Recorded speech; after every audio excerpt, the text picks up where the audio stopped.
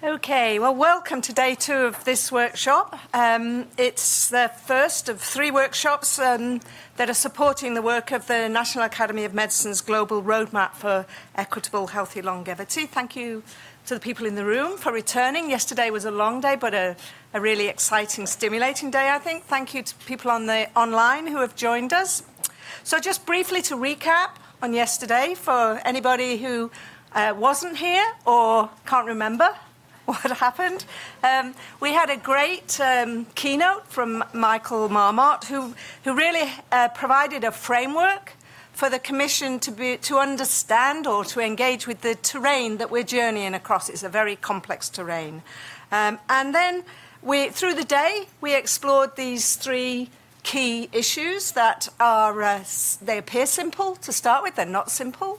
The notion of equity. So we looked at the different sections, intersectionality around gender, race, ethnicity, ability, disability. All of those we need to unpick a bit as a commission. We looked at longevity and what we mean by longevity. There was really interesting discussions about the life course and whether we should be focusing right across the life course or on particular parts of the life course. And we looked at this notion of healthy, which of course is a really tricky one. We had some really interesting debates about the different ways in which it's understood. Marcia Sen's notion of capabilities, WHO's functional abilities, a number of different ways. Should we be thinking, in addition to obviously compressing morbidity, about well-being, life satisfaction, lots to talk about and think about, and we did that. So what you have to remember is that we're not looking for consensus. What we're looking for is the diversity of views. We want to hear a diversity of views. It's the Commission's challenge to find a consensus within this. And we're also looking for actions that are going to be positively disruptive, but that are equity sensitive, right? So we got a few of those identified yesterday. At the end of the day, Masso presented us with some challenges that maybe we weren't focusing enough on what this future vision is, and we weren't focusing enough on disruptive actions that are equity sensitive. So if we can try and do a bit more of that today, it will be great. So today, we're moving on, maybe at least to start with, we've got 3 sessions, to be a bit more focused on some of the actions that we think there's evidence could be part of the pathway towards achieving our vision for older, on average, older societies that are much healthier. So we're starting with age-friendly environments, thinking about age-friendly environments. Then we'll be looking at the social world across the life course and how we can maximise the positive aspects of that. And then looking at some unknowns and uncertainties, which sounds a bit daunting but should be really interesting. And then at the end, towards the end of the day, you get to talk again to one another, and we'll have a discussion and some feedback. So that's the broad outline for the day, and I'm great pleasure now to hand over to CHINMOY SARKAR, who is an expert. For this first session, he's going to do the plenary on designing smart, safe, and sustainable built environments in different contexts. Remember, this is a global commission to support healthy longevity. CHINMOY is actually the inaugural fellow for global health leadership, the fellowship supported by the National Academy of Medicine and the University of Hong Kong, and an expert in the field that we're going to talk about. So I hand over to CHINMOY. He's also going to moderate the rest of this session. So thank you, CHINMOY. Thank you very much.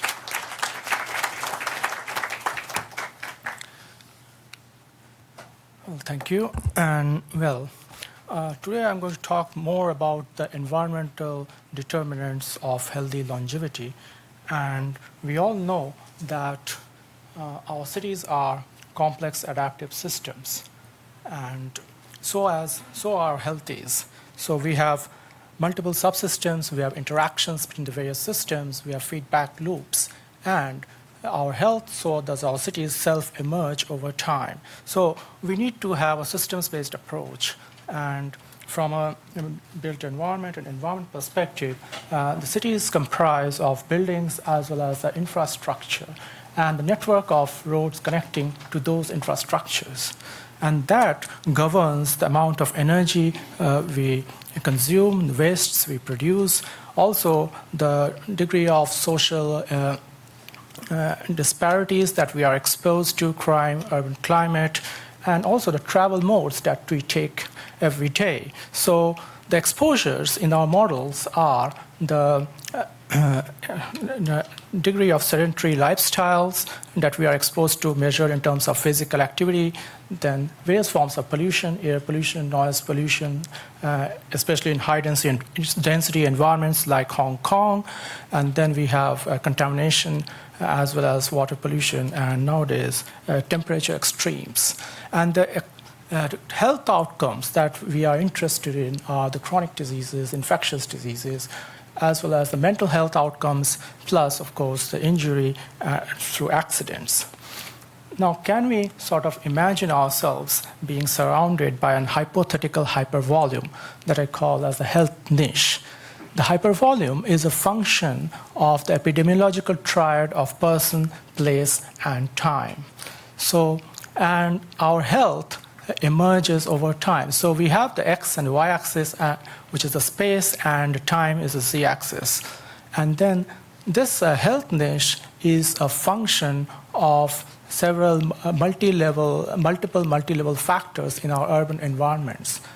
At a macro level, we have the built environment, the social environment, and the natural environment, which interact with one another, configure one another to affect our behavior and ultimately our health. At a meso level, it is, in fact, the household level risk factors that are very important.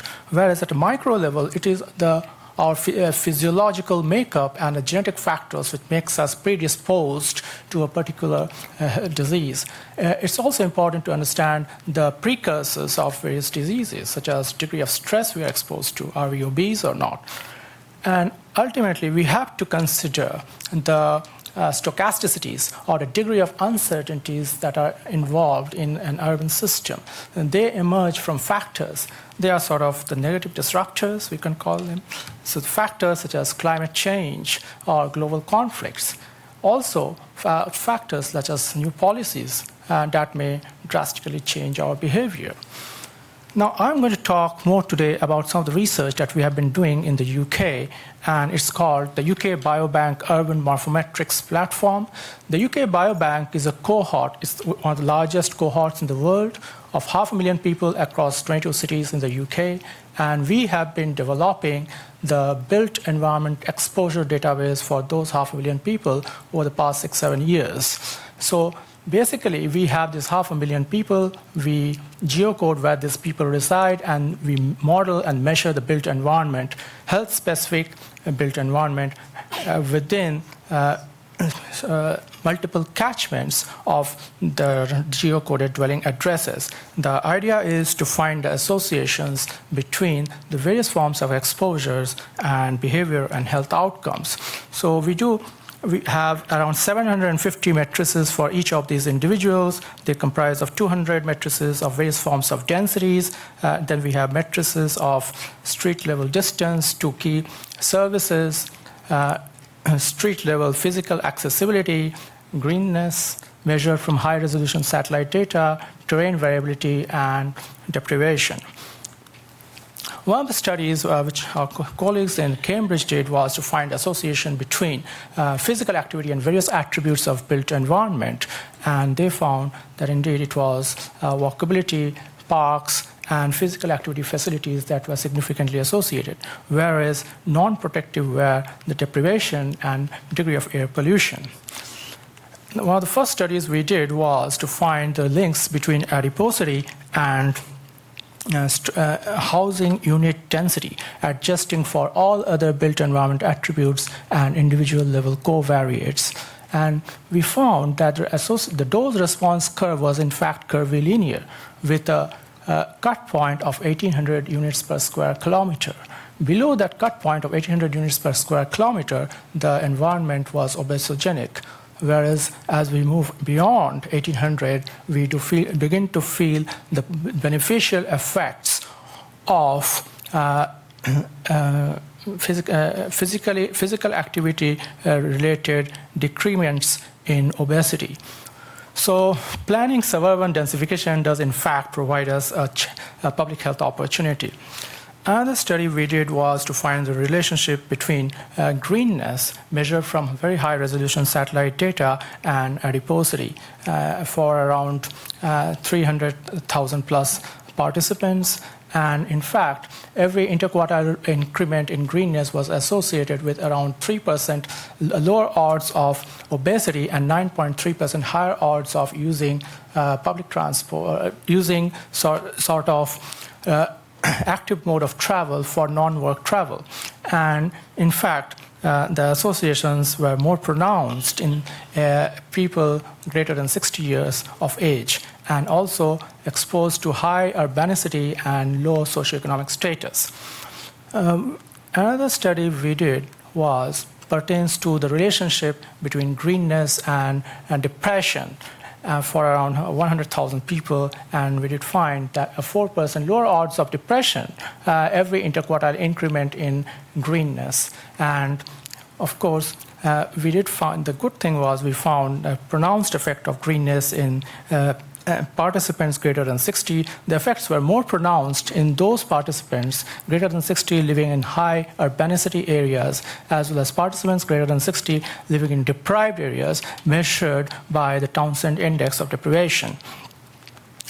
Well, there was another study which we did was to find the links between objectively measured walkability and hypertension for around 400,000 plus participants. And of course, we found that a protective effect of walkability leading to 3% lower odds of hypertension, and as well as lower systolic and diastolic blood pressure levels. The results remained consistent across multiple spatial scale, multiple catchments of around the participants' dwelling addresses. Besides this, I want to also talk about one study we did in London using the London Travel Demand Survey dataset, wherein we found that the odds of walking and as well as the distance walked was associated with both greenness as well as the density of street trees, as well as the street level physical accessibility measured by from network model, which we term as the street level betweenness. We also did some studies in older adults from a cohort called the Cafeli Prospective Study. It is one of the oldest cohort in the UK, and it's based on older men, started way back in 1978 in a small town south of Wales. And we did a study linking changes in BMI over a period of 12 years and linking them to various attributes of built environment, and found that land use mix, density of retailers and churches, street level movement, and slope variability were the significant factors. Now linking a built environment to psychological distress based on GHQ 32 questionnaire was another study. Again, we found mix and density of bus stops and businesses to be significant factors.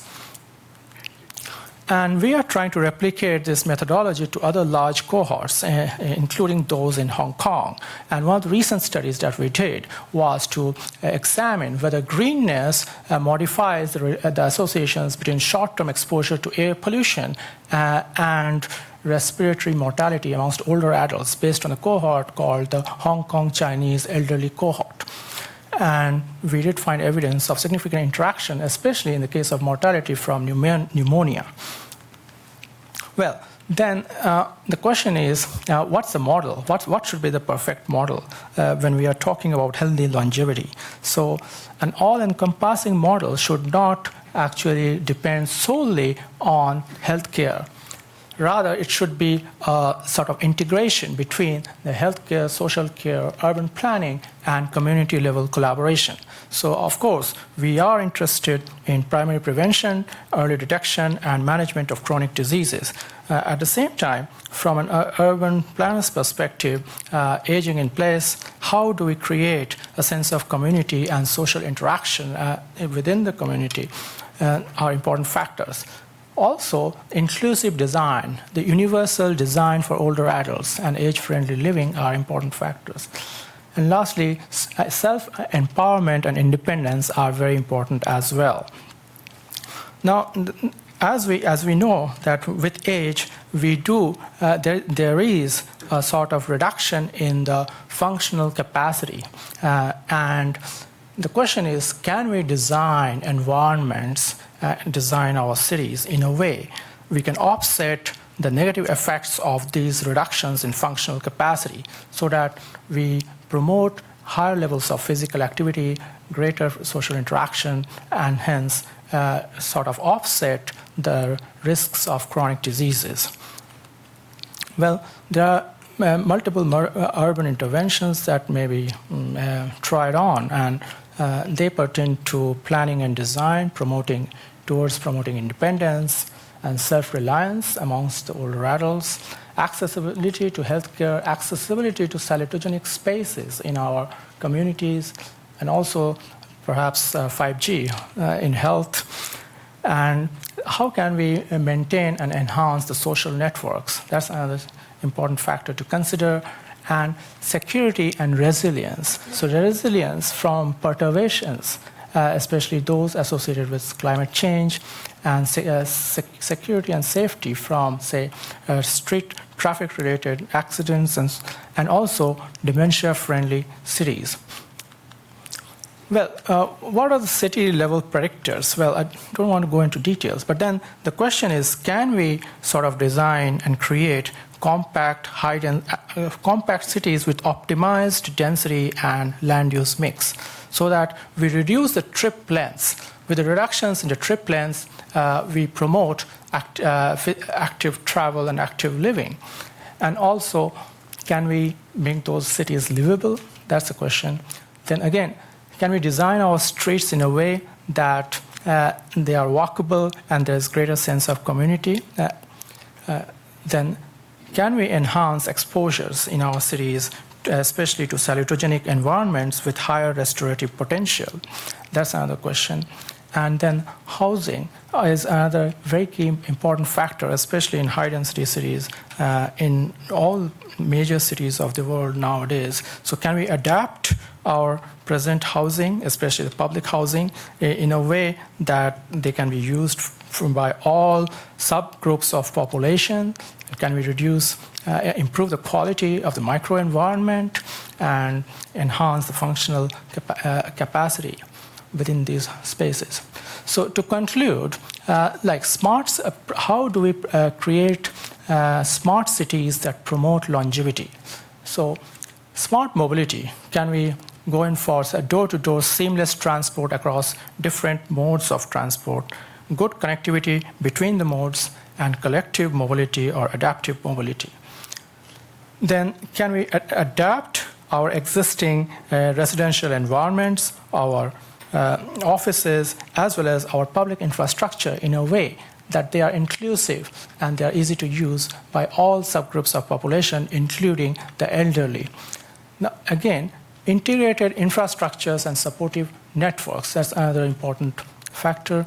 And, well, what should be, now if we go to China, of course, yesterday, I think it was mentioned that European countries and Western countries, especially France, it had a very long time, more than hundreds of years, before they faced the challenge of the aging society. Whereas now China and India will have a very short duration to adapt themselves to this challenge of the aging society. So what can be a dementia-friendly city?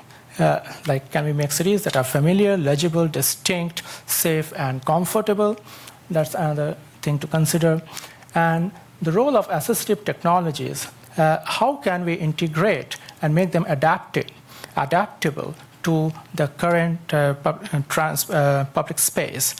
And most importantly, can we internalize and integrate the importance of healthy longevity to our existing policies and politics?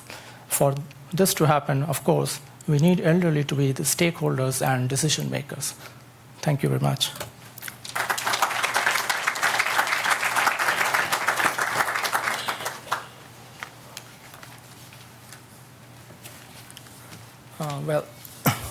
Well, the session, I have been asked to sort of moderate the session, and the session is called age-friendly environments, overcoming challenges, and harnessing best practices.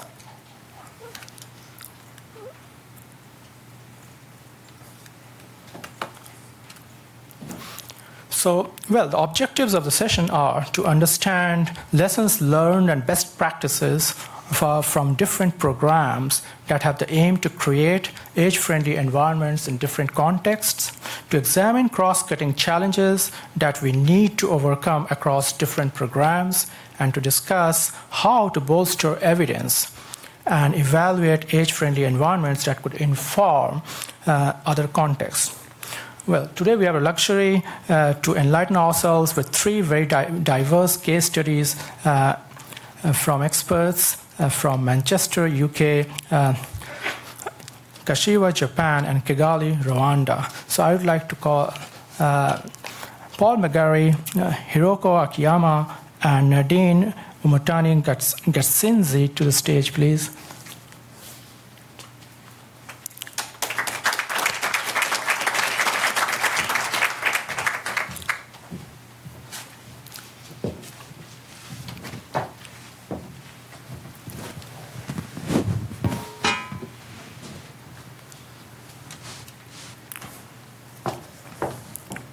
Well, the first presentation is by Paul McGarry. Paul has led multi-aging urban aging partnerships and was appointed as a head of Greater Manchester Aging Hub. Paul is the honorary fellow at the University of Manchester and has been a member of the WHO's Global Network of Healthy Cities.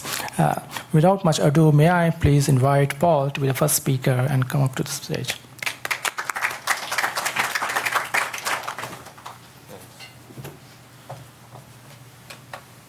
Okay.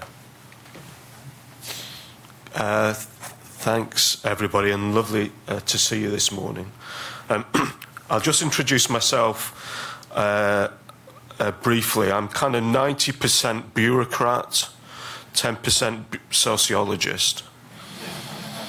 And I'm not sure which I enjoy most, but that's my job, really, is to try and integrate, I guess, a kind of research perspective on ageing into large-scale local government organisations. I just wanted to also introduce my presentation by saying that really the origins of our work, I guess now over 20 years in Manchester and now Greater Manchester, really came from a critique of urban policy and urban strategy from a kind of from an ageing perspective, and we were very influenced, really, I guess, by the kind of academic movements in the UK and internationally in critical social gerontology and other kind of critiques of how social policy has imagined the kind of ageing agenda. The second thing, just in terms of introduction, is that I think the big challenge that we've had and still have over 20 years is how we integrate and operationalise the ageing agenda. You know, a lot of the time I think that we know enough about ageing, we know enough about what we need to do, and I think many of the presentations set that out yesterday. It's actually how we implement these things. Okay. So I'm just going to take you through some of the programs that we've been doing, some of the work, a little bit about the international work we've been doing in Europe as well, and I hope you enjoy it. This is the cover of our strategy for our Greater Manchester work. It's a kind of homage, it's a kind of middle-aged homage to one of Manchester's most famous rock groups, Joy Division. And this is from an album called Unknown Pleasures. It's kind of a homage to that. But the interesting thing is, if you start at the left-hand side as naught and go to the right-hand side as when people die, and these are the age profiles of the 10 Greater Manchester authorities, and you can see the differences with the kind of bulge in Manchester, which is the third one down with the 100,000 students we have. So it's a bit of fun, and it's also a kind of fairly crude device to try and get middle-aged academics, policymakers and politicians interested in our agenda, so they don't just think it's about hospitals and frailty. And all the things that, generally speaking, ageing is talked about in the UK. So this is us, 10 municipalities, 3 million people. The GM Ageing Hub, which I run, was set up 3 years ago to coordinate strategic response to the opportunities and challenges of an ageing population. These are some of the priorities. I should say as well that we have a long-term partnership with Centre for Ageing Better, and you'll be hearing from our colleague Anna Dixon as well. And really our work has been to try and reimagine ageing, create a different narrative of ageing, and I was taken by the kind of discussions we had yesterday around disruption and so on. Because in a way, the whole of our programme has been a disruptive programme trying to change the normative thinking around ageing. So we work and live in a low-income city region. A large part of our work is around focusing on people in the kind of urban core who live on low incomes and have had difficult lives. We have a significant amount of research in this area. We also know that our older population think in 20 years ahead, and this is really the challenge that we've set ourselves in Greater Manchester, which chimes with this kind of with the concept that you described yesterday. Is in 20 years or 30 years, what is a city going to look like? And are we making the plans now to enable us to create good lives for older people? The other thing I just wanted to say conceptually is that whilst I've worked in public health organisations, I guess for 25 years now, I've never really started our thinking really from a perspective of health. It's more been around, I think, concept of citizenship and of social inclusion, of which health plays a role. So this is a device we use to try and indicate to our colleagues, particularly in the kind of health service, where our work fits in, and we're on the kind of right-hand side. So this idea that older people aren't just recipients of services or customers or patients, are actually active citizens. They have rights to the city region, and one of the challenges that we have in kind of the urban policy is, I think, the exclusion of older people from urban spaces. We focus on neighbourhoods and cities. We focus on reducing or improving social inclusion. And fundamentally, it's about changing social structures and attitudes. That's really what our programme is about. And 95% of programmes around ageing in the UK don't really cover this kind of territory. They talk about specialist services for older people, they talk about specialist housing, and they talk about frailty. So we think we're trying to create something which is different. This is the quote from our strategy, which social inclusion is central to our work, and it's a response to the structural barriers. And I guess the built environment and some of the other aspects of our work are core to this. These are the themes of our strategy: economy, age-friendly places, healthy ageing, housing and planning, transport and culture. And I'm just going to pick up a few of those as well.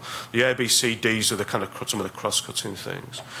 So the reason the economy and work is important is not least because of we have very low levels of employment amongst older workers, but we need to create and we need to be in the rooms where urban policy is decided, and it's generally in the rooms of economic strategy and growth.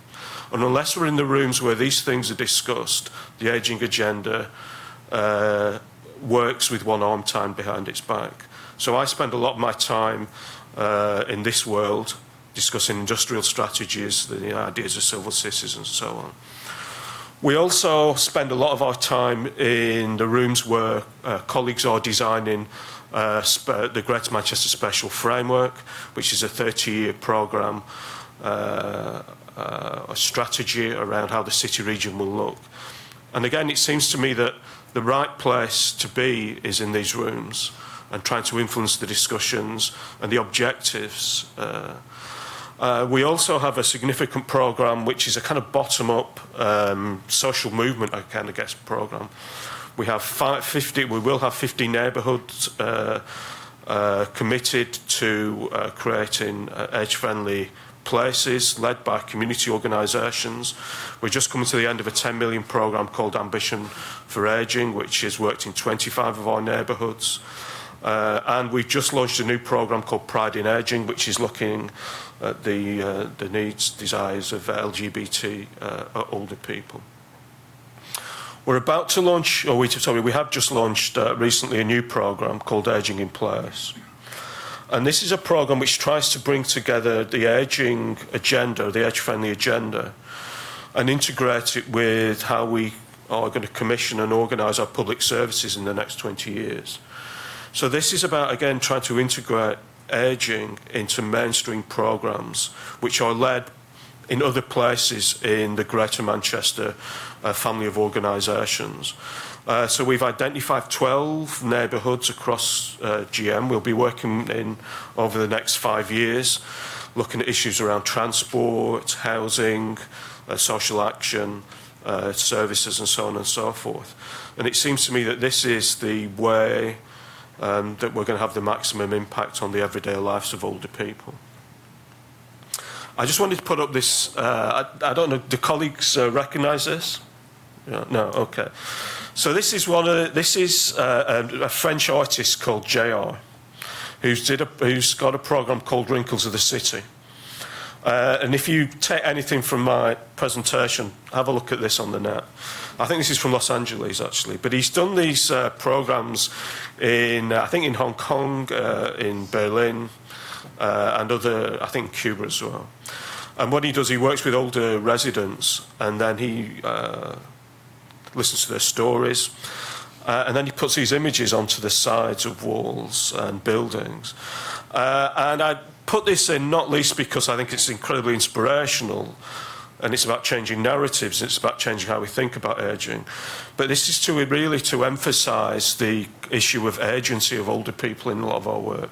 Because I think sometimes in our discussions, and I felt a little bit like this yesterday, sometimes in our discussions, it's almost as though older people and different groups of older people are not given agency in any of this work. These are the things that we're going to do for people. And certainly in my work over 20 years, the most exciting and interesting programmes have been where older people have transformed their neighbourhoods, themselves, their lives and their families. And a good example of that is this work we've been doing around culture, because again, I think in many of our discussions, we don't really talk about things that people like to do and enjoy and have fun. The things that you and I like to do in our younger lives and midlives seem to become absent in our narratives of older age. These things, it becomes about different categories. So we have a programme developed in Manchester, now in Greater Manchester, of opening up the kind of cultural world in all its senses to people in later life, particularly those in low-income communities. And to help us do that, we're establishing a national centre for ageing and creativity. And when Manchester Museum reopens soon, we'll be establishing what we hope will be an international centre for age-friendly culture. So these are really programmes about how culture can be used to mobilise older people, particularly in low-income working-class communities. I just wanted to say a couple of things about some of the European work that we're involved in as well. There's an enormous amount of work on a European footprint around ageing and has been for many years. And I just wanted to pick out a couple of things that we're involved in. So the first one is the Eurocities platform. So we established an urban ageing task group. We have, I don't know, something like 30 or 40 European cities taking part. We're just finishing a programme with 8 European cities, including Amsterdam, Barcelona, Oslo, and so on. And this is really about people like me, I guess, bureaucrats, trying to work out how we speak to urban strategy and urban policy from an ageing perspective. and how we shift the dial on how cities, because I think we think that cities are playing an increasingly important role in shaping this agenda, because we have a little local difficulty in the UK at the moment, and it seems that cities are playing an important role in that work, and also the EIP on active and healthy ageing, and this idea of the quadruple helix, and recently the Rosnet programme on social exclusion on older people seem to me to be incredibly exciting programmes of work. So just some final thoughts, really. I think these are some of the criteria which are features of successful programmes looking forward. I completely support the idea, the narrative that we have to talk to the policy world about what the world's going to look like in 20 years or 30 years and work backwards. I completely agree with that. But we also have to combine that, it seems to be, with political and social action for those on low incomes right now. And I think sometimes, for example, some of our colleagues in the public health world overlook, I think, some of the issues relating to old age now. That's my experience, certainly, in the UK. So political support is important. Interagency ecosystems. So my team in the GM Aging Hub includes academics from the School of Architecture, and from Sociology, and from many other academic backgrounds. It includes older people themselves and policymakers and businesses increasingly. We need a citizen voice at all levels. And I think the last point is that we have to move the ageing agenda out of the ageing village, which many of us have been in for a long time, into a different space. And we need to understand, and we need to be able to work through and organise and be in the rooms where decisions are made about the future of our cities and the future of our countries. And if we do that, we've got a chance. Thank you very much.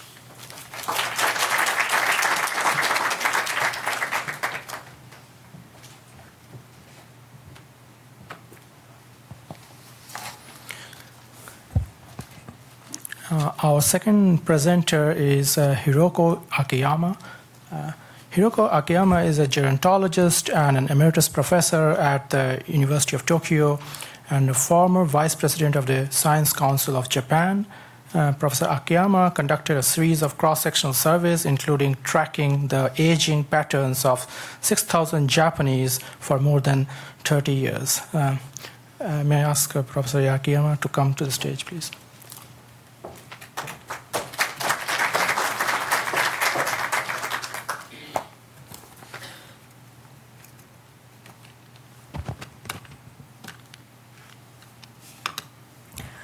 It is my great pleasure to have this opportunity to share with you our experiences in redesigning communities for 100-year life society. Where I have done many the longitudinal research, but today I'm going to talk about action research, not survey research. Okay. In my view, challenges and opportunities of 100-year life society are condensed in these three issues. For individual, life design for 100 years. And for society, redesigning the both hard and soft infrastructure to meet the needs of the 100-year life society. And for industry, a 100-year life society is a gold mine of innovation. I'll start with a brief description of the background. Japan is one of the frontrunner of rapidly aging society.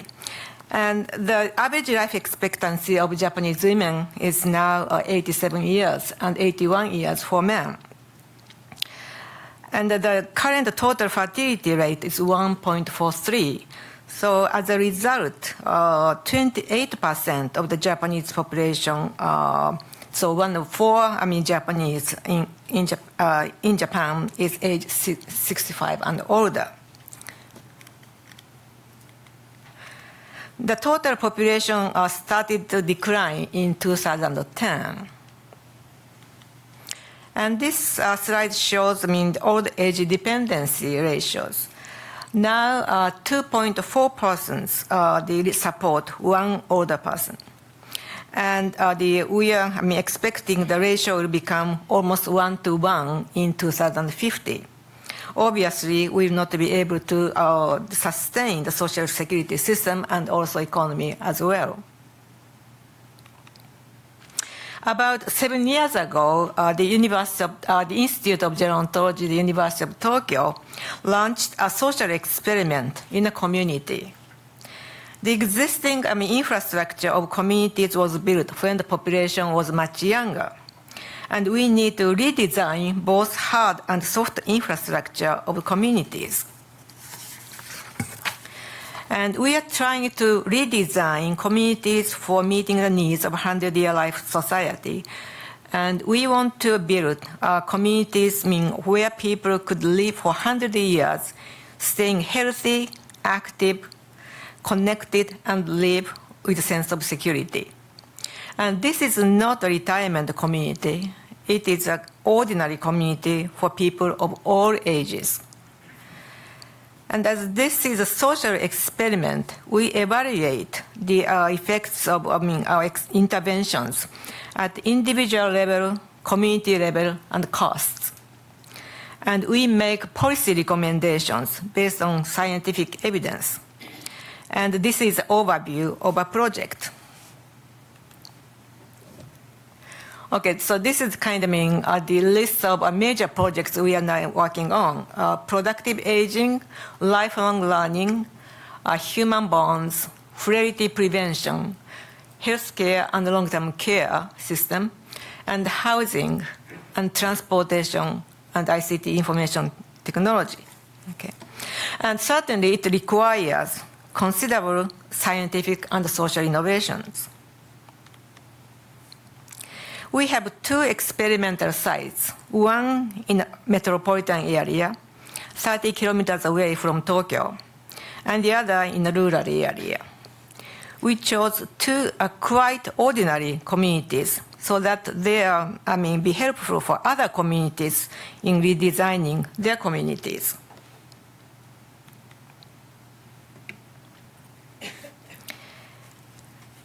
Since time is limited today, I can talk about all projects. So, as one example, I'll talk about the project I'm in charge of, the project we call the Workplaces for the Second Life. And we live longer and we work longer. And some of you might remember this is the title of the OECD report published in 2005. We are not only live longer, but also live healthier. This slide compares the usual walking speed of people in the same age groups between 1992 and 2002. The data is a little old, but the trend is very similar now. And it shows older persons in 2002 were 11 years younger than their counterparts in 1992. In other words, a 75 years old person in 2002 was walking in the same speed. A 64 years old person in 1992 was walking.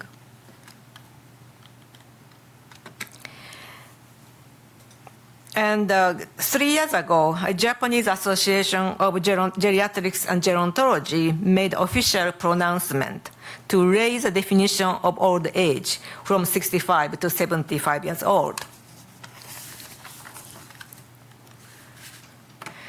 2 years ago, we conducted a survey asking 5,000 people ages 50 to 64, so the next, the next generation of seniors, okay, what they want to do after age 65. Number one, over half of the respondents mentioned they want to work full-time or part-time. Number two was learning. In the 50 or 60-year life society, which lasted for 100 years in Japan, the post-retirement years were considered as sunset years. Now we live twice long. And the people became to consider the retirement age is the starting point of the second chapter of life. This is a graph in a report published by Ministry of Health and Labor. It shows the labor participation rate of seniors 65 and older and their medical care expenditure by prefecture like province. We have about 49 prefectures. Okay? That's relationships. So the labor participation rate and medical care expenditure have moderate correlations. Another good news is, Japanese seniors are willing to work. According to the national survey by the Cabinet Office, 70% of people aged 60 and older wish to work until 70 years old. And almost 40% said they wish to work as long as they are capable to work.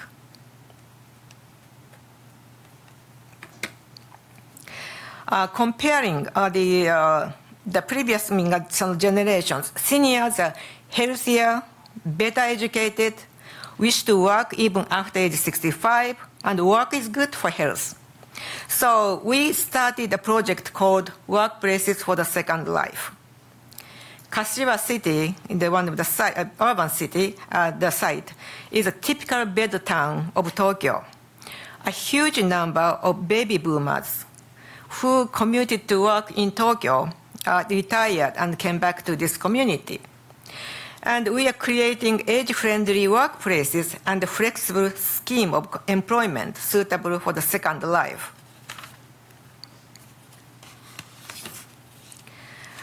So far, we created 9 domains of workplace. 3 are in agriculture, 2 workplaces are food-related, and the others are in the field of education and personal care. All workplaces are operated by business owners in the private sectors, and the wage varies depending on the nature of work, but minimum wage is guaranteed for all jobs. Older persons are diverse in terms of physical ability, free time, economic situation, and lifestyle. So it's not like hiring, new college graduates. Okay? So using work sharing, we develop a flexible employment scheme for both the employers and senior workers. Older persons decide when and how long they work. Management office called the Office 7 conducts 2-day job seminars for retirees. Now about 1,000 seniors completed the seminar. The other important role of Office 7 is matching between jobs and senior workers and support them at the initial stage of work. Many of them choose a totally different job from the job before retirement. These are senior workers at work. We evaluate the effects of working after retirement at individual level and community level. These are some of the indicators. Using these devices, we assess physical abilities, cognitive abilities, and social interaction before they start working, 6 months, 12 months, and 18 months later. And we are still collecting data, but preliminary analysis results show the positive effects of working. Based on the scientific evidence from a community experiment, we make policy recommendations. We made policy recommendations, to the national government, Ministry of Health, Labor and Welfare. Based on our policy recommendations, in 2016, the legislation was passed at a national diet to institutionalize this program. Now it is spreading throughout the country.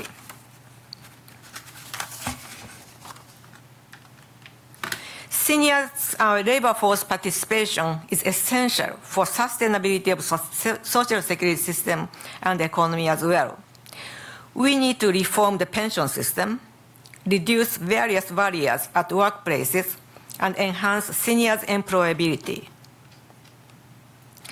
We also test various products which provide all the workers with safe and productive the work environment. This is a simple, inexpensive power-assisted device for reducing the stress on the lower back in farming and nursing care. We are now working on a platform for job matching assisted by AI. For a long time, we made individual and collective efforts to extend life expectancy. When the average life expectancy approached 80 years, the focus shifted to the extension of healthy life expectancy. Now we are about to seek the extension of years being engaged in the society, the extension of engaged life expectancy. This kind of social experiment requires not only the collaboration of researchers in different disciplines, but also full collaboration with local governments, healthcare institutions, NPOs, business community, and the residents. For each project, we form a team of those the citizens in the center, and then the academia and the local and national government and also business community work together to achieve the goal. And certainly this has been the hardest challenge to us. Thank you for your attention.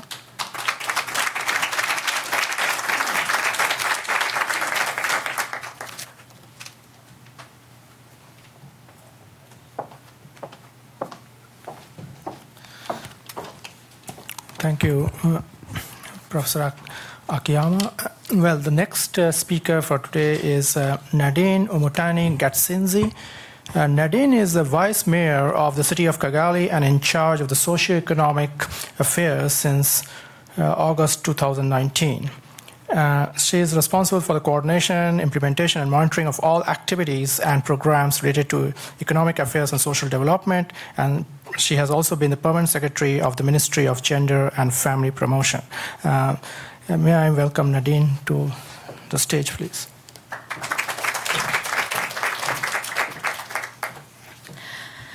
Thank you. Thank you for the Academy for inviting us and also giving us the floor as a city of Kigali to share our experience. To give a bit of context of what I'm going to talk about, I want to, maybe some people in the room know, but in 1994, 25 years ago, my country, Rwanda, went through a tragic event. So we suffered the genocide against the Tutsi, where we saw more than 1 million people killed, and we had 3 million refugees in neighboring countries.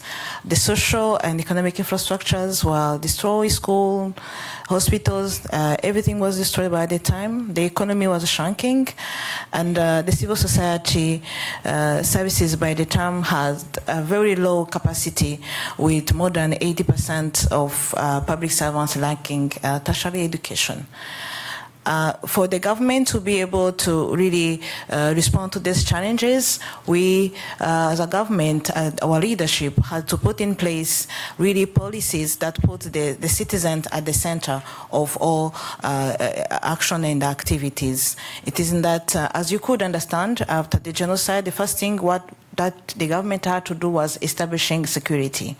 Very important. The security of our population currently, according to the Gallup Global Law and other reports, Rwanda ranks as the 11th safest space globally, and we are also doing well in terms of citizens' confidence in the security organs.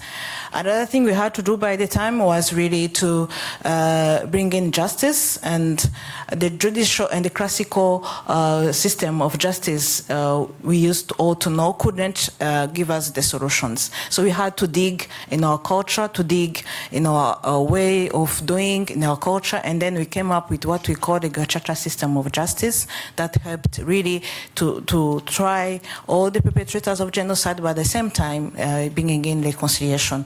In the year 2000, new policies, many policies now started, really oriented on poverty reduction and economic growth. So the decentralization, that's how it came out, that the country has been subdivided into different districts. That's how we had the district, 30 districts in the country, but a number of districts are kind of coordinated at provincial level. For our case, it's the city of Kigali with three districts hosting 1.6 million urban population. Among the policies, I will not go on all of those, but these policies range from meeting the basic needs or safeguarding physical and mental health, and also access to diversified livelihood opportunities. These policies are, of course, implemented at national level, and of course in the city of Kigali. I will not talk about all of them, but let me come on one of them because of the discussion we have been having here since yesterday. We have a new law, quite new, on long-term saving schemes called in Kinyarwanda Ejo Heza, or Better Tomorrow. This is a saving scheme that has been put in place to allow people who don't have access to classical pension savings, where they have a formal, they're in the formal sector, but especially for those who are not in formal sector. In formal sector, people who are not working on a regular basis, who don't have regular incomes. They save a little month. The minimum is 1.2 USD dollar per month, and they save. And then the objective of this scheme is really to allow our population to later live a dignified and secure old age. Other programs we are implementing, this is in the city of Kigali. We have also a national early childhood development policy that is really taking care of our young population with a focus on nutrition in the very first 2 years. And then from 3 years to 6 years, we are focusing on early childhood education.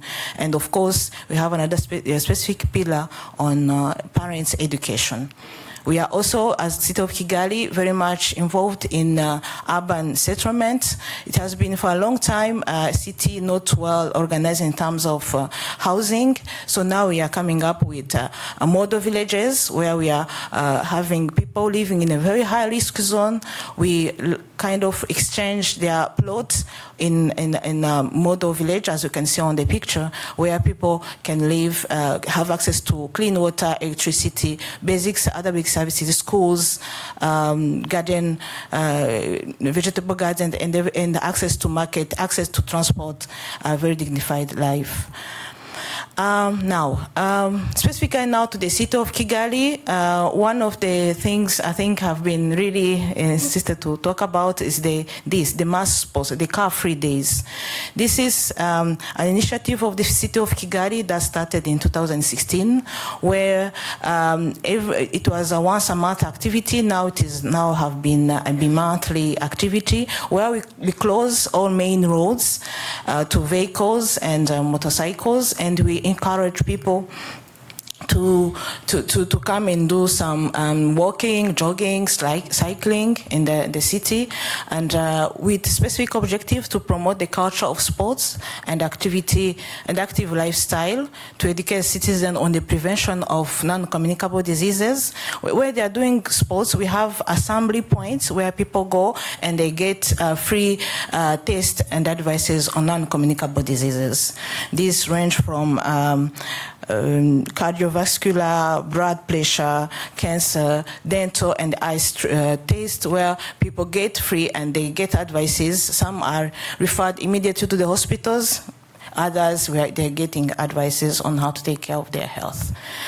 Another very important also, this is again implemented at national level, but I want to come especially on the very last point where I talk about the access to medical insurance. Here, yesterday we were talking about equity.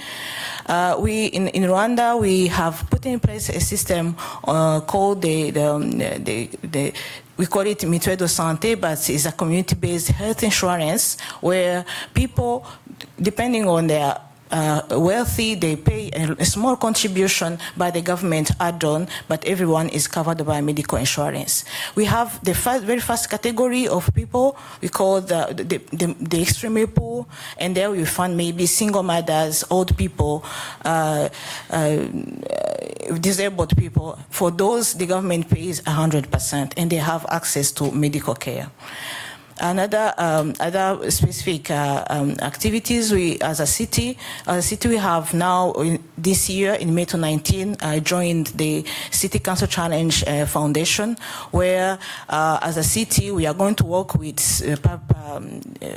medical experts, civil society, private sector, really to help people to have improved of the delivery of services of quality, equitable, and sustainable cancer solutions. This is, it's still new. We are almost finishing our 5-year strategic plan for this one, and it will be focusing mainly on awareness on cancer, really capacity building of medical personnel, and also really letting know people having access to medical check. Also, the strategic plan will allow us to know what is the real data in terms of cancer in the city of Kigali. Other initiatives, we have, not talk about all of them, but we have again as a city of Kigali now signed in 2015 the fast track AIDS Paris Declaration of 1990 targets. Currently as a city we are quite doing well in terms of targets. For all among people living in the city with HIV, 90% of self-reported are being aware of their HIV status. Among those, 94% are receiving antiretroviral treatment, and among those, 89% have laboratory confirmed viral suppression. Another very important activity we do in our city is hygiene, sanitation, and of course greening and environment protection. This again, because this may require a lot of financial means, but we work with the private sector, especially in hygiene community level, in garbage collection, roads cleaning and greening, but also we go again in our homegrown solution. We have one called Umuganda, or community work. Every last Saturday of the month, we meet and we clean up our roads, our public spaces by the population, starting from the president to the simple citizens. We all meet and do the cleaning. Another quite recent initiatives we have been doing in Kigali. Last month we have launched electrical cars and motorcycles, electrical cars and motorcycles, really to promote the Kigali green as a green city. We are also really doing a tea plantation and flowers plantation ongoing in the city of Kigali to make it green, and of course ensuring that people are living in the city really are having they are living in a green city. We're not doing much on this. This is one of the figures for Rwanda. I didn't say that, but we don't have really a big population, aged big population. Our life expectancy is almost at 67%, and we came very, very far, as you can see. And this also grow along the GDP growth, as you can see on the other side. So this is the impact of the different policies I've been talking about. Now, what are the challenges they are? As a city, is a rapidly growing urban population, because being the main city, the capital, everyone wants to come to the city of Kigali. What we are doing as a city, we are developing a Kigali master plan. The master plan was there in 2015. Currently, we are revising it to making sure that it really responds to the needs of the population, really being inclusive. The first master plan was not really proper. Now we are changing it to making sure that our population is really on the master plan and implement it voluntarily. Another thing that is being done by the government is having other 60 secondary cities so that to help Kigali not being the center of all the urban population. And then, of course, I talked about the long-term unplanned urban settlement. For this, we are doing the model villages, and of course, the Kigali Master Plan also is providing some solutions. Another issue is the limited number of healthcare providers. Currently, we have one doctor to up to 12,000 people. The ratio is quite high, but what we are doing, we are really investing in what we call community health workers. I didn't talk about them, but those are people who are the village level, who really work, support the citizens in their village. Limited funding for key projects. This is also another challenge, but here we are really working with the private sector, 2 PPPs, to really invest in health services, in greening, and for the car-free day, you saw everything now is fully covered by the private sector, starting from the trainers, all the medical staff who are there. It is fully covered by the private sector. How do we evaluate ourselves? We still have a long to go, but we have our National Statistics Institute that help us to issue reports on monthly basis, but we have also what we call performance contracts. Those are performance contracts very specific to the local government, where we sign, we set a number of targets. We sign the President of the Republic, and we, at the end of the year, we are evaluated to see if we have achieve the targets. That's where all the activities are being monitored and evaluated. Now the sustainability and the scalability of what we are doing. In Kigali, our model really to ensure health, longevity, and well-being consists in integrating a wide range of socioeconomic interventions, but really based on the homegrown solutions, really looking in our culture, what has worked, and we insist on that. A stronger political will is also very important. You can have good policies, but if you are not really implementing them, it will not serve much. Again, of course, we are investing very much in our growing human capital. We have 12 million citizens in Rwanda, and we are very much really investing in them, especially starting with our young population with the early childhood development. Well, our city is aimed at really building a happy and a healthy residents, and this is we are working our stakeholders as civil society, government, central government, yes, and development partners are helping much. I thank you very much for this. Thank you.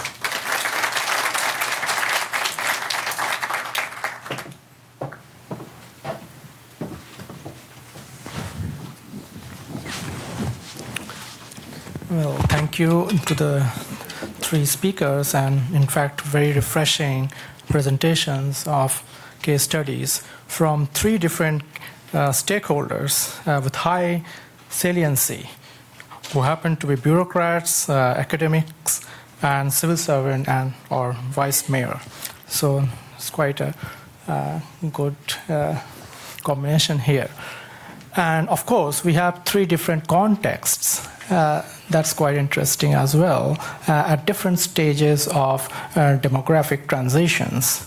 So Japan, with the largest proportion of elderly, 28% of the population comprises of older adults. And well, the idea of creation of workplace and work style is indeed exciting. And also the talk about the transformation of the pension system is something we need to think about in future, and also the concept of engaged life expectancy is exciting as well. Well, Manchester, of course, in the UK is moving towards having the demographic shift. Currently, with a population of around 10% of the population is 65 and above. And one of the starking things that I felt was that the poorer elderly people were 5 times more likely to be socially detached as compared to those richer ones, which again propels us to think about social exclusion, which is one of the important topics of this workshop. And Kigali in Rwanda actually has been taking steps towards a healthy city model, trying to, of course, we know that it has had in the past considerable stochasticities induced by political conflicts. And, well, it has a very rapidly growing urban population and associated informal planning and development. And so, again, the response has been to create a master plan for the capital. And also the series of developmental initiatives, including the long-term savings scheme, the car-free days, and community-based medical insurance are indeed quite exciting. Well, now the floor is open for questions. Well, I would invite you to ask questions. Before you do so, please state your affiliation. Well, I begin. The first one will be the easiest one. So, from three different contexts and thinking from the future back perspective, which is one of the major sort of thoughts of this workshop, what is the single most important intervention that you will prescribe for your three cities, and how would you measure the effectiveness of that intervention?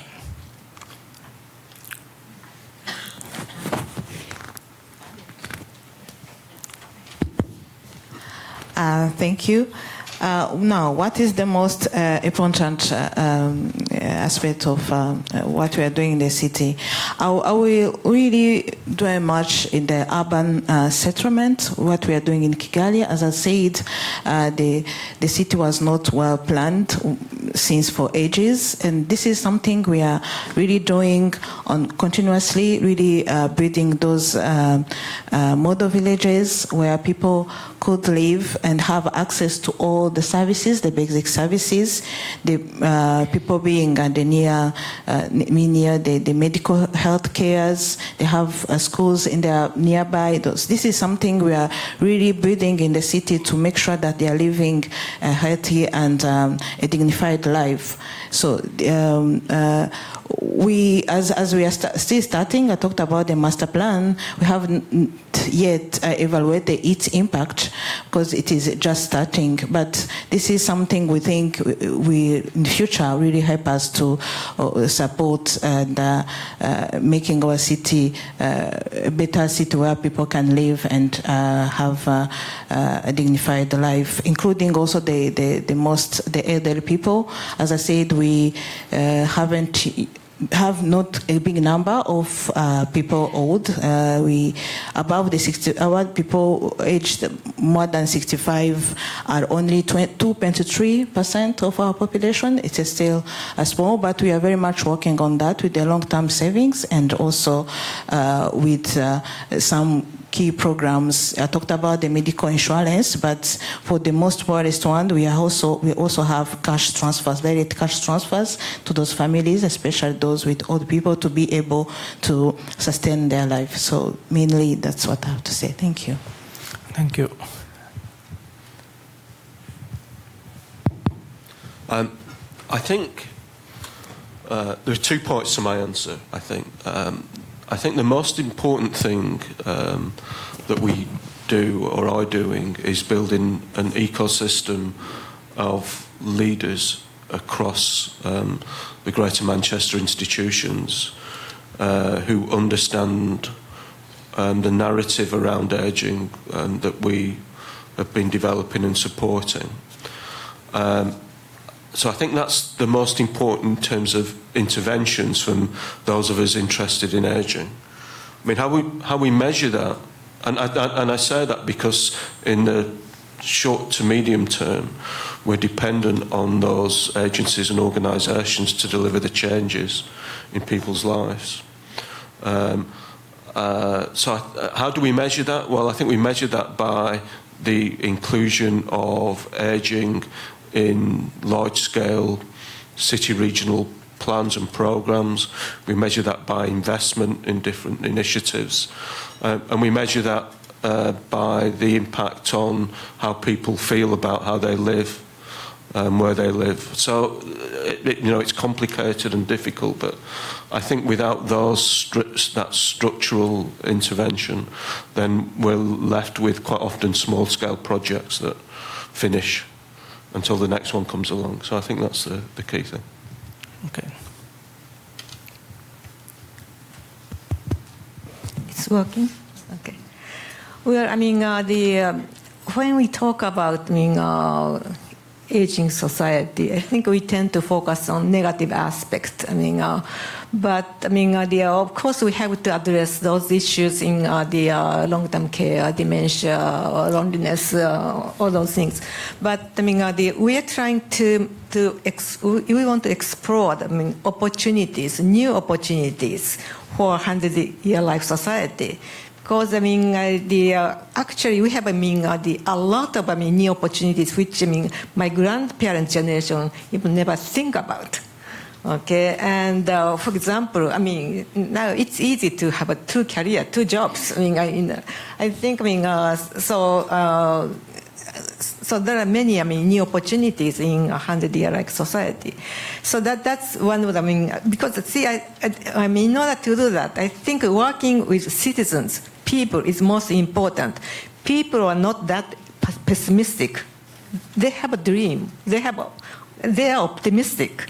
So I think the working with citizens at the center, and then the academia, industry, and the government it's quite important.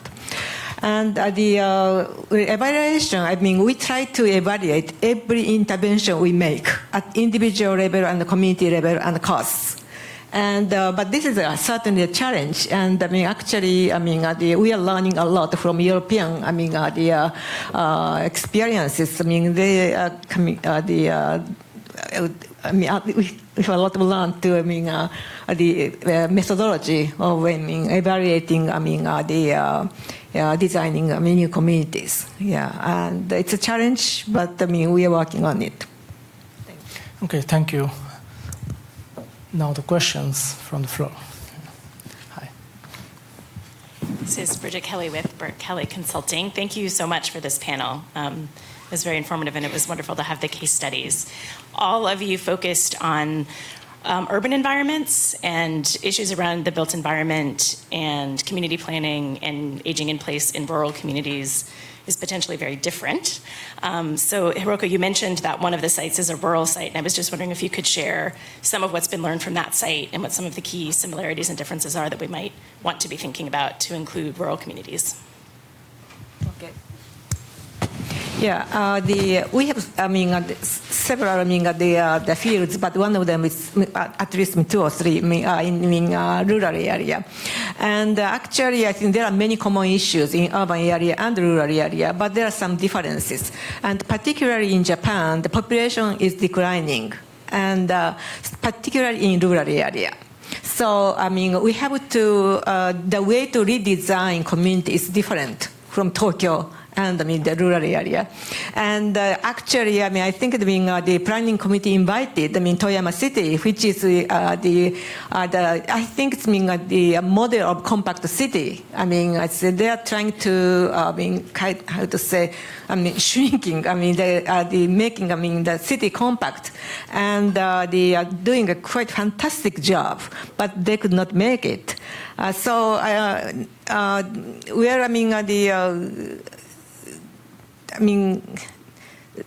particularly more concrete, the cases, I think, for example, we are focusing, one of the projects is, focusing on, community-based, health and long-term care system.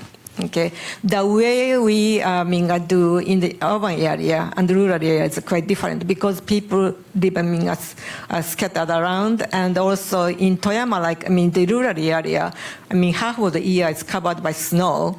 So, kind of delivering, the medical and also social care services are quite different. So, yes, certainly there are differences. Yeah.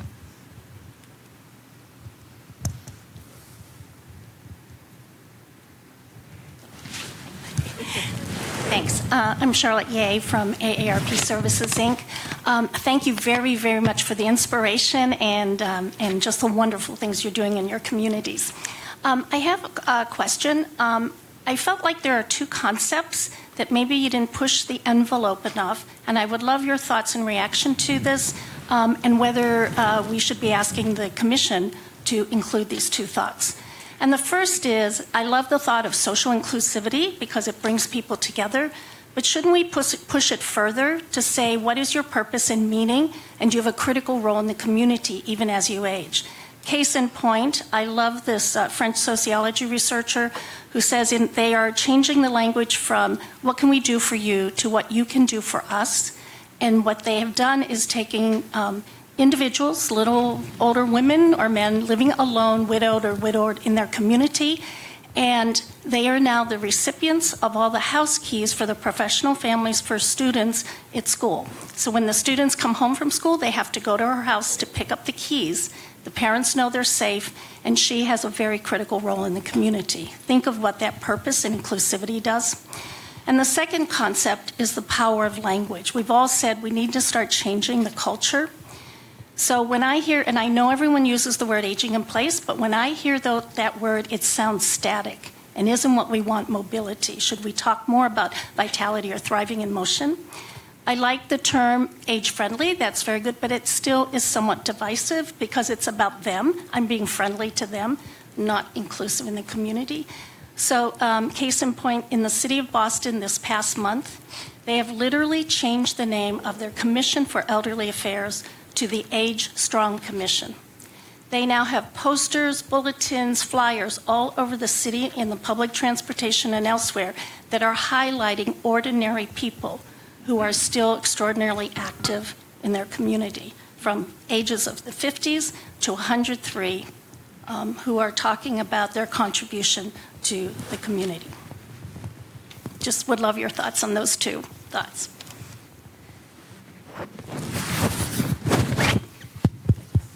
Okay. So the language thing is really difficult. The Aging in Place program, I mean, I take your point on all of it. I fundamentally agree with you. So the Aging in Place program, we were in the office, and I said, look, we need a name for this thing, because this isn't really... and I take your point on the age-friendly stuff as well. I think it... in a way, these are the best things that we've got at the moment, and they're part of a kind of a national, they're kind of internationally and nationally recognised. But I think the kind of complexities of ageing are outstripping, or the English language certainly hasn't caught up with the complexities of ageing and how we try and describe what we're trying to achieve. I mean, over 10 years in Manchester, we ran an annual campaign where all the city centre advertising sites that the City Council owned, which were about 80 or so on, we'd run an annual campaign with images of older people doing everyday things and unusual things and being naked and all this kind of thing, to try and just kind of shake things up a little bit. And I think we'd like to do that again. That's why I like the stuff from JR. I just think it's brilliant. So on the language stuff, I agree. We're not there, and I don't think anybody's worked that out. Every time somebody comes up with something, your Boston example, I'm thinking, I'm not sure I like that, but that might be personal taste. The first question was about the social inclusion stuff. I don't know. I'll have to think about that one. I think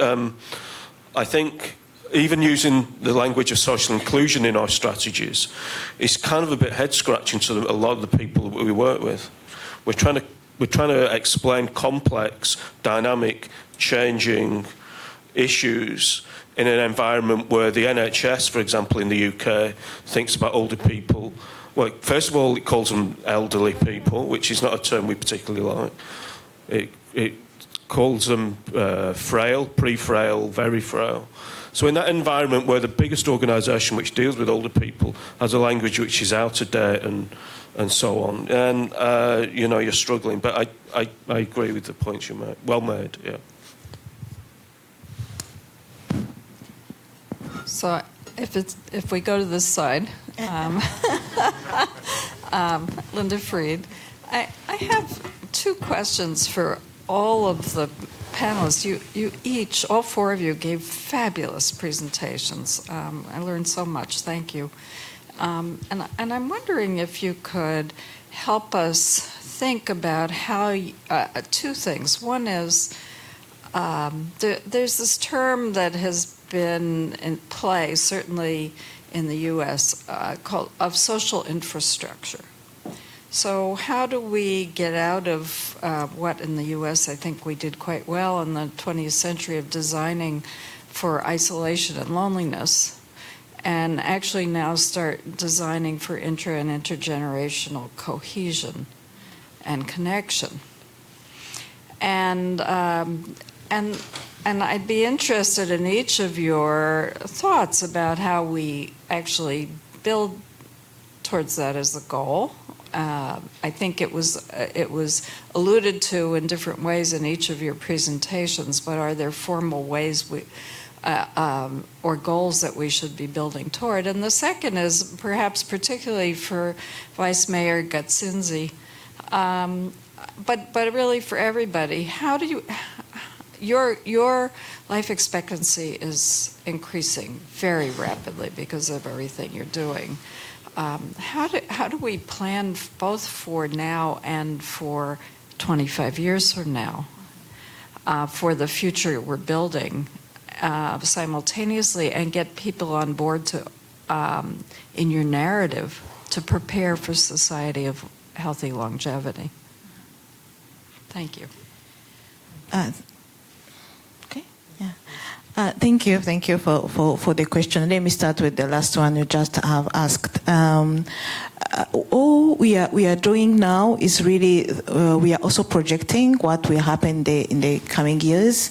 As I didn't maybe elaborate much on that, but I talked about the policy we have, the National Early Childhood Development Policy.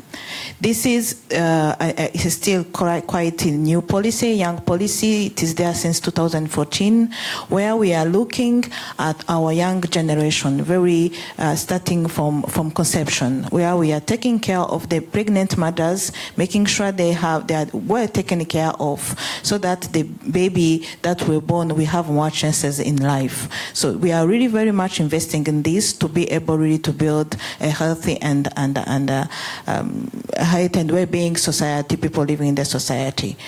Another activity or maybe strategies we are putting in place, looking at the future. Maybe I may seem repeating myself, but the long-term savings scheme also, it is really there to start making people think when they get old, how could they live a really dignified life by saving. The people are saving, but also the government is putting in more money to ensure that by the time they get 65, even older, they are not really depending on their families or on their children. This is something we are really starting now to really support and thinking of the future. But at the same time, also educating our young generation, taking care of child development now, so that by the time they get older and older, they are really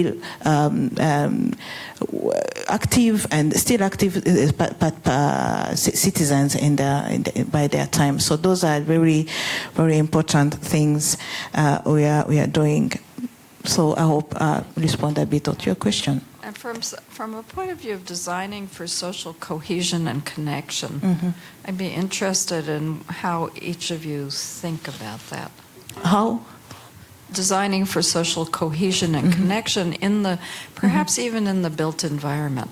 Well, yeah, when you talk about social cohesion, it really sounds very much for our country. Why? Because I talked about the genocide we had 25 years ago. So it was very important to reconcile the society.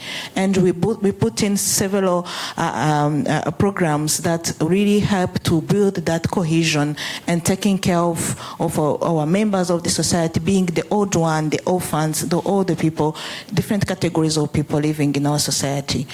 Many programs have been there. Even the car-free day program I talked about in Kigali is one of the objectives is really to create that cohesion between people doing sports together, having cheerful moments all together.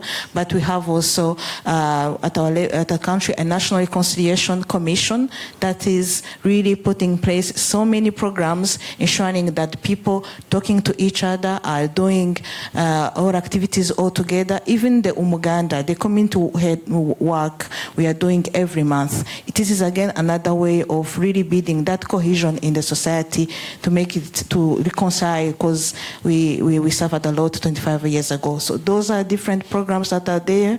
I didn't talk about the what we do on a 1 cow per poor family. This is a program again really towards most poor people, the extremely poor category of our population. We give them cows, and the very first veal from that cow is given to another family. If that happens, cows are very important in our society. Then you can't, the family you gave the veal is like it is now your family. You can't kill them. You can't. They are your friends. They are your brother. If you do that, something will happen to you. That is in our culture. So this is something that is there, really, that is building that cohesion in our society. We have so many programs. Maybe we'll talk about it later on one-on-one, but this is really something we have so many programs that helps us to have that cohesion and a conciliated good society. Thank you. Well, just addressing the issue of the social inclusiveness, and also the issue what you mentioned. Cohesiveness, or the connectivity and loneliness and all those things. I give you an example at the community level. We just started. The program, it's called Let's Work. 1 hour per month for the town you live. Okay, and start including from the first grade. The first grade of the elementary school through 100-year-old people. Okay, everyone work 1 hour per month for your town. Okay, for your community. Okay, no one can say. I don't have 1 hour per month. Okay, so everyone. And so first we started from grade school and junior high school. Okay, the homeroom. We asked the students to list up what can you do for your community 1 hour a month. Okay, and then kids just came out a lot of things. Okay, and you might work 1 hour or at nursing home. Okay, or 15 minutes every Saturday doing something, and also another junior high student said, I'm preparing for entrance exam, so I don't have time. But I think every day to go to school, he stopped at the house, elderly, frail person is living alone, and say, "Good morning, Mrs. Kobayashi," or something. And then when you come back to school, okay, I came back, okay, and something just, and so he did, identified 3 older women or men who are living alone, and just greet, twice a day. And so I think it's they are quite creative. There are a lot of things. And then we share those lists at, the web page of City Hall, and also list up, on the board. And then the adults think, oh, we can do this, we can that. And then, eventually, I think people at a different age, grade school and also middle age, older people work together to do something for, the town you live. And so this is I hope we are going to spread this program to nationwide. But I think this is one way we can start from the community. To build some kind of, the social inclusiveness, and also preventing loneliness and the kind of, the lack of, social isolations. Yeah. Just on the social infrastructure issue, there's a relatively new report by our colleagues at the University of Manchester on social infrastructure, and it's its different features and its role that it plays in creating better places for ageing, written by a colleague called Sophie Yorker with, I think, Chris Phillipson involved as well. So I'd recommend that. I think, you know, it covers some of the issues around third spaces, around multi-generational contact and so on. But there's two or three things that strike me about that. One is, and I think in the general election at the moment, kind of the intergenerational contract is at play at the moment, and sometimes I wonder if it's a moral panic.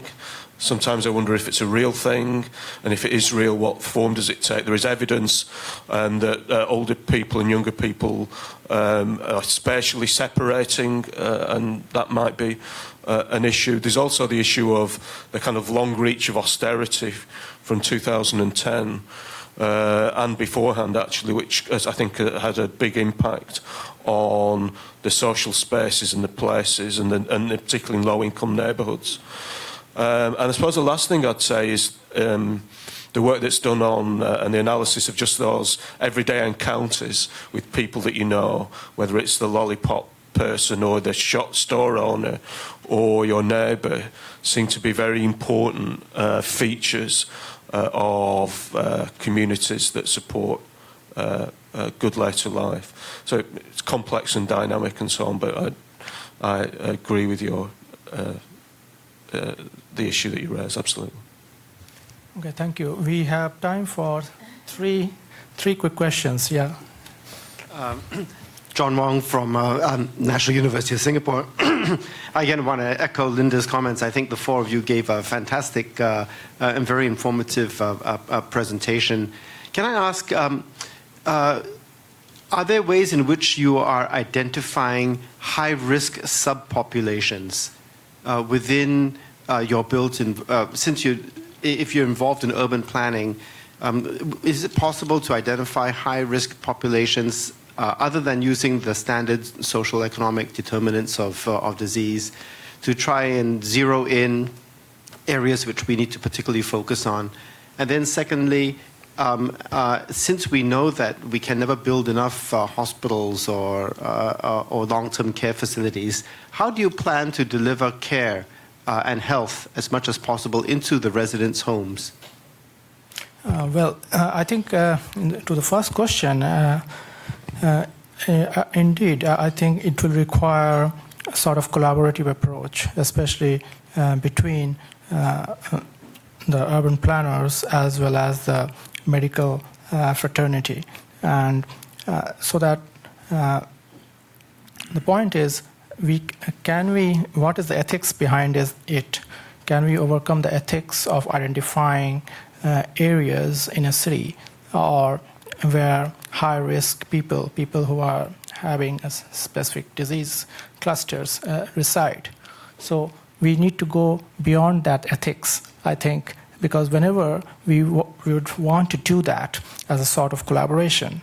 But of course, it is possible, and we are moving ahead, right? Nowadays, the things that were thought not possible are being made possible, because when we are pushed to do it, we do it. So obviously, it will require an integrated approach between the planners as well as the hospitals and medical fraternity. And then, can we sort of design spaces and housing to house those populations? That's the next question. So probably this is going to happen in the future when we would have thought that, okay, we have a significant burden of, say, people in their older age with a specific disease. And well, for the second question, of course, can we, we talked about disruptive technologies, right? So we have 5G, we have big data. So can we sort of leverage those technologies in the coming future so that we no longer have to go into the hospitals, rather we have care in our homes? So that is something to be excited about. I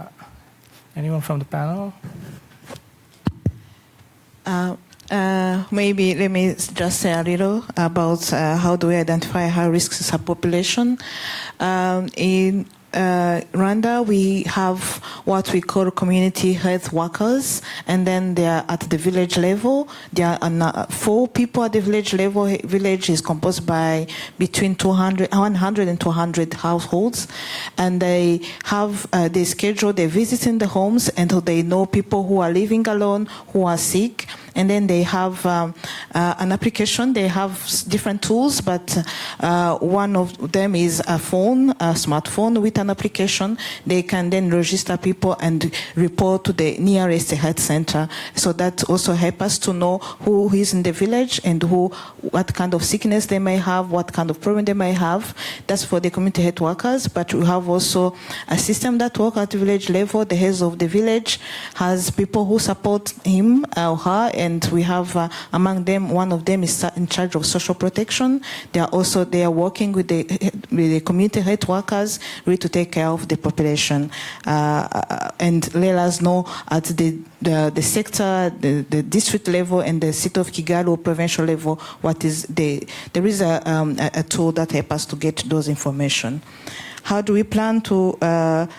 As we cannot have medical facilities everywhere, especially, again, the community health workers help very much in this. We have also introduced now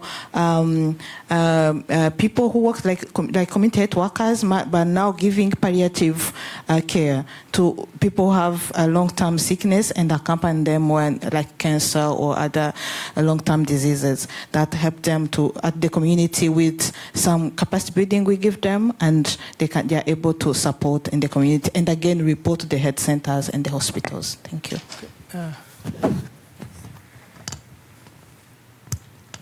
Well, I mean, some risk. I mean, the group with high risk. I mean, in Japan. I mean, in 2030, I mean, 20% of the population will be 75 and older, not 65, 75 and older, and also the proportion of the older people who are living alone, it's increasing. Single household, it's increasing. So traditionally, in all Asian countries, I mean, the older people lived with a young family, but now, I mean, they actually choose to live by themselves. Okay, and so I mean, the issue is dementia. Particularly, I think, I mean, because 20% of the population will be 75 and older, the number of dementia will be increasing, and then they are living alone. Okay, we really don't know how to deal with that yet. So the whole, I mean, the policy is I think it's more moving to community-based healthcare, not in the institutionalized. I mean, those people, and we have to come up with good strategy. I mean, I think the dementia is for the issue of all of us. I think if you live 100 years, everyone have to assume at a certain point we get dementia, okay? And if you live alone, I mean, how we want to live, and that is like, I mean, the issue. I mean, we have to really, I mean, work on. Well, we have 5 minutes, so maybe last one question. Sure. Jones Lotnick, I'm going to take a question in a little different direction.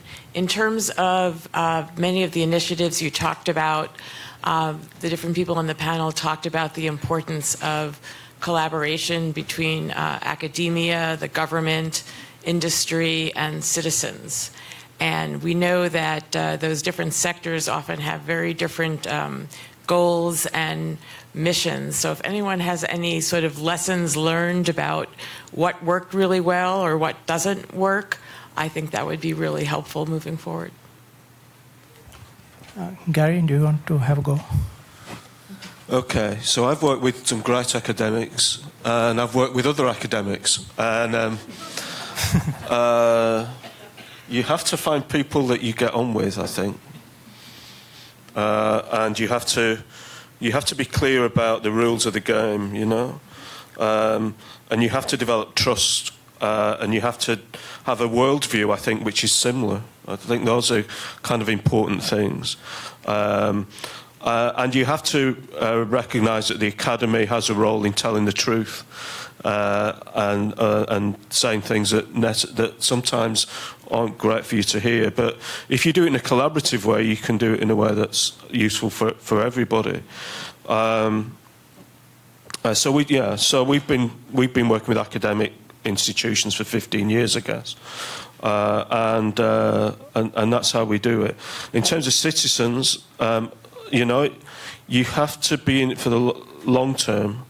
You can't hang around a community for 12 months or 2 years or a city for a short period of time and expect people to work with you. So, you've got to do it for a long time. I remember this guy called Bill Booth, who was on with our older people's boards, and he was from a low-income community. He was very active in his community. And after one of our board meetings, after 2 years, he came up to me and said, "Paul, you're okay, aren't you?" And I was going, "Yeah, I'm all right. Yeah, I'm fine, thanks, Bill. Yeah. No, you're all right, mate, aren't you?" And he was basically telling me that it had taken 2 years for him to trust the work that we were doing. So, private business is, there's similar features, I think, but you have to find a narrative and a story that's collaborative. What's the last bit? Public services. The point that I've laboured maybe in my presentation, those of us in the ageing world have to be in the right rooms all the time, to the point of annoying people, which I'm sure I do, and you have to intervene in these processes, and you have to have a story that people recognise. Okay, and you do that, you might get somewhere. Oh. Yes, we have. Okay, please. Okay. The last question. Hi, my name is Kate Bunting, and I'm the CEO of Help Age USA. We're particularly focused on global aging in lower and middle income countries. My question had to do with how did you fund these initiatives, and particularly for the Vice Mayor, did it involve any foreign assistance coming into the country? Thank you for the question. Obviously, yes, we had to work with the international organizations, civil society, and of course also the government put in money. But what I want to say here is that the program we have been implementing, we had to count very much on our citizens, because sometimes when you get support from international AIDS organizations, civil society, they sometimes come with their own priorities already set without really responding to the needs on the ground. So we had really to reverse that and telling the international AIDS organization, there's our priorities, are you ready to support us? Sometimes they will say yes, others say no, but for all those, some of the activities we had to count on our population, especially basing on our culture, said it, our homegrown solutions, what was working. If we talk about community work, the Umuganda, we could be able to build roads, schools, and the hospitals, starting with the population, really counting on them. Another very important element, I would say, especially on engaging the citizens, our country has very much invested into women empowerment and gender equality. This is also another aspect of our policies, where we have women now, and in the parliament, we are the first in the world. 61% of parliamentarians are women. 50% of the cabinet ministers are women. And this has helped very much in designing social protection programs, family protection programs, and women protection programs. So those really counting on the women, counting on our citizens has helped very much in really creating the impact we have now, because our citizens are our very fast capital in our country, and then of course the foreign aid also helped much. Thank you. I think, we end the series of questions, and okay. So, I will sort of summarize, and I'll take around 5 minutes. And because, in the interest of time, I had jotted down some points, and I would like to sort of start by saying that building on yesterday's discussion, actually there's a need for consensus on a definition of healthy longevity. And there's, of course, an emerging understanding that healthy longevity is a much broader and all-encompassing concept, whereas many of our esteemed colleagues did speak about the need to avoid objectifying and stereotyping older adults. So the narrative is quite important. As I think about this, we age throughout our life course, right from the moment we are conceived, in utero, through adolescence, middle and late adulthood. So the goal of healthy longevity is to prolong life and also to offset the onset of the negative effects of aging and a life that is characterized by well-being, a certain threshold of life satisfaction, self-esteem, capacity for resilience, and also that is free from comorbidities. So these are important for, we don't want to sort of create modern reincarnations of Tithonus from the Greek mythology or Methuselah from the book of Genesis. Well, so healthy longevity will entail that we risk-proof the barriers to our health and well-being through a life course approach, wherein we are interested in the compression of age-related morbidity and mortality.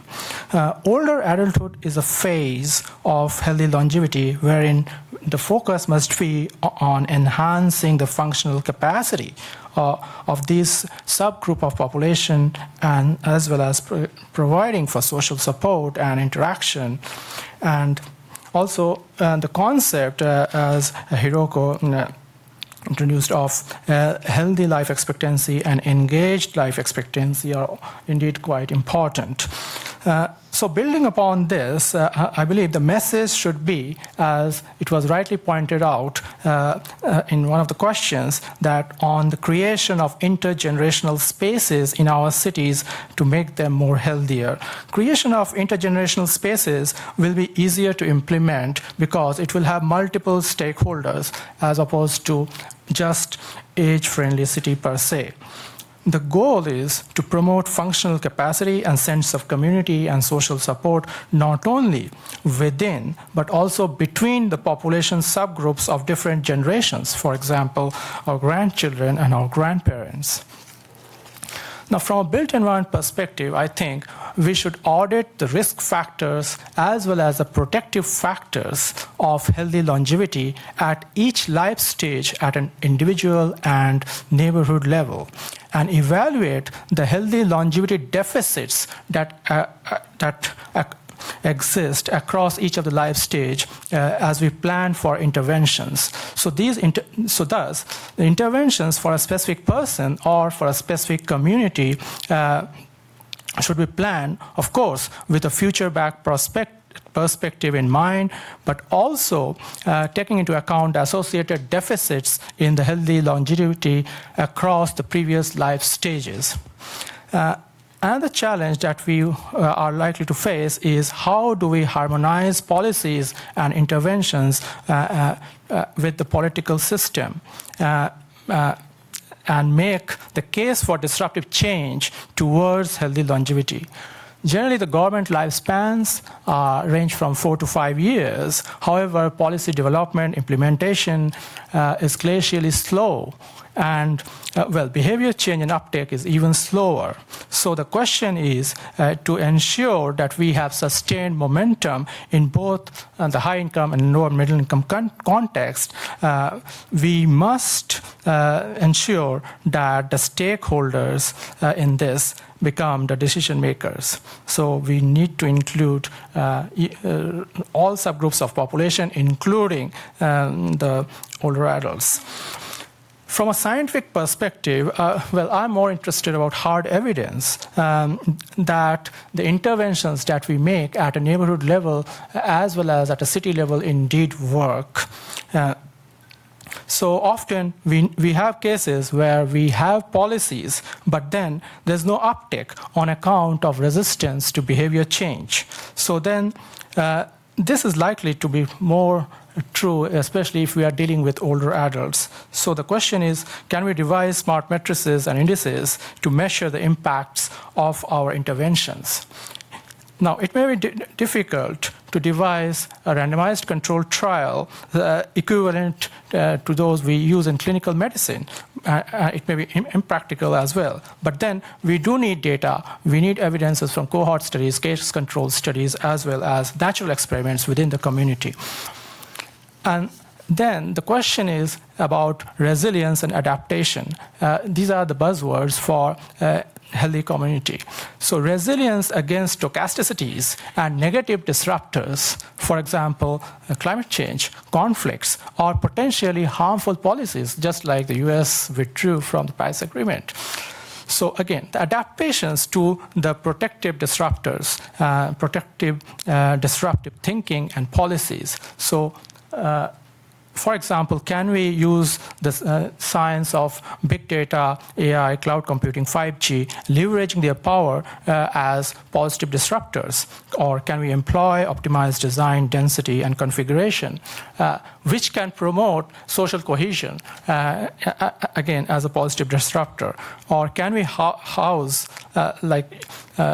adapt our public housing infrastructures, which are very poor in most of the big cities, and our public infrastructures to be adaptable and smart so that we account for the needs of all subgroups of population.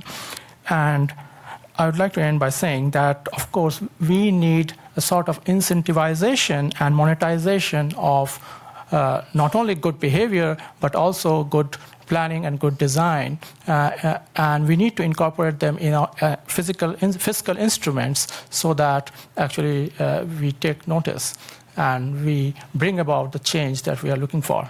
Thank you very much.